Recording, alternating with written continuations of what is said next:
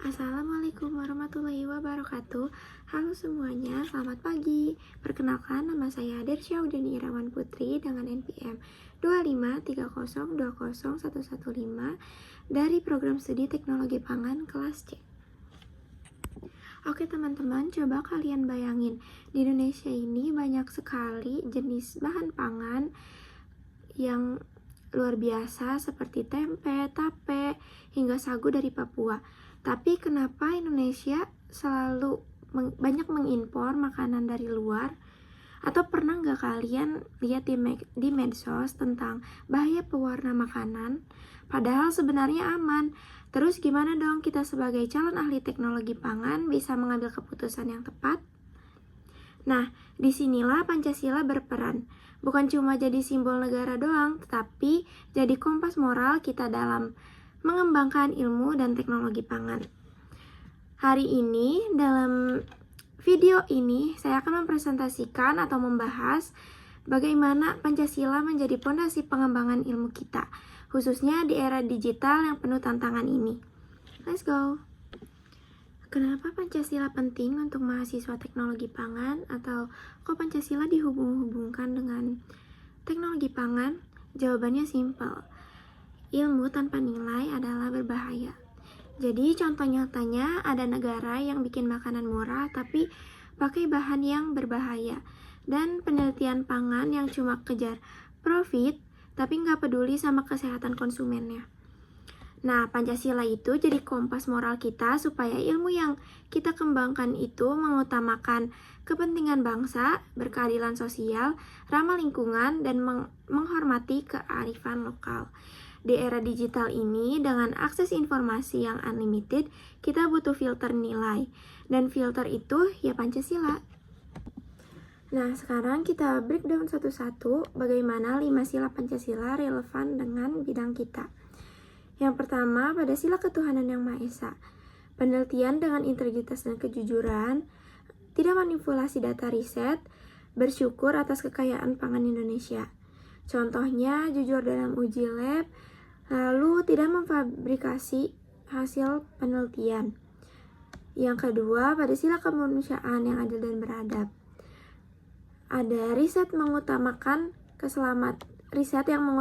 keselamatan konsumen, lalu produk pangan halal, aman, dan higienis. Selanjutnya, menghormati hak konsumen untuk tahu komposisi makanan. Contohnya membuat label nutrisi yang ada pada kemasan makanan.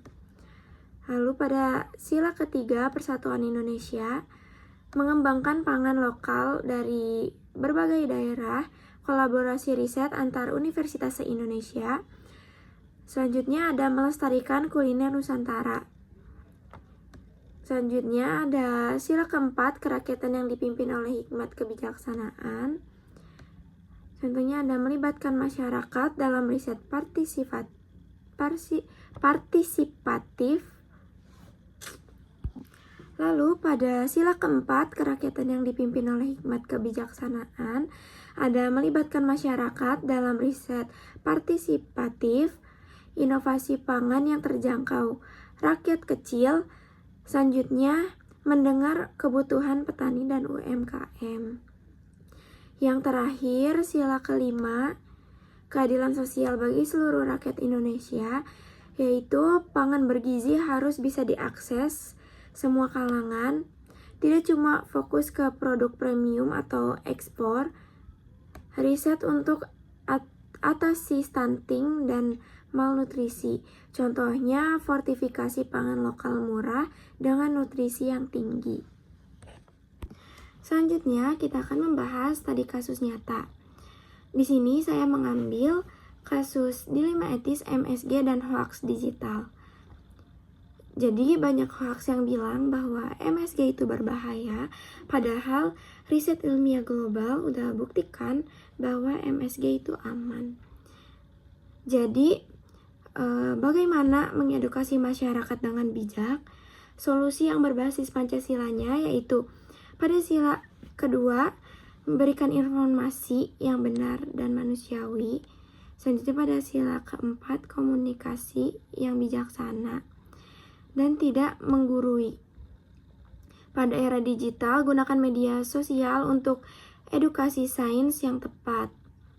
Di era digital ini, kita sebagai calon ahli teknologi pangan pasti punya tantangan baru.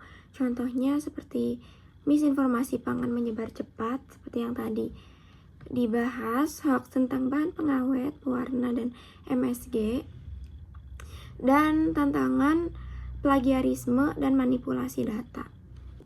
Nah, solusi untuk tantangan yang tadi saya sebutkan adalah literasi digital dengan integritas. Ini sesuai dengan nilai Pancasila. Pertama, yaitu cek fakta sebelum share, terus jujur dalam situasi dan referensi.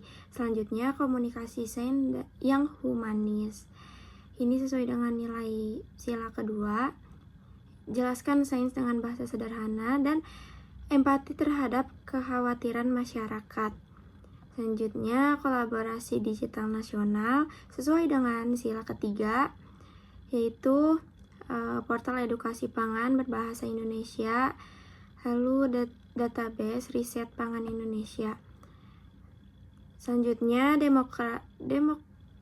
demokratisasi akses informasi sesuai dengan sila keempat, seperti webinar gratis untuk UMKM, platform diskusi yang inklusif. Selanjutnya, yang terakhir, inovasi untuk kesejahteraan bersama sesuai dengan sila kelima. Teknologi yang affordable, riset pro rakyat bukan cuma pro industri besar. Yang terakhir, patent sharing untuk kepentingan nasional.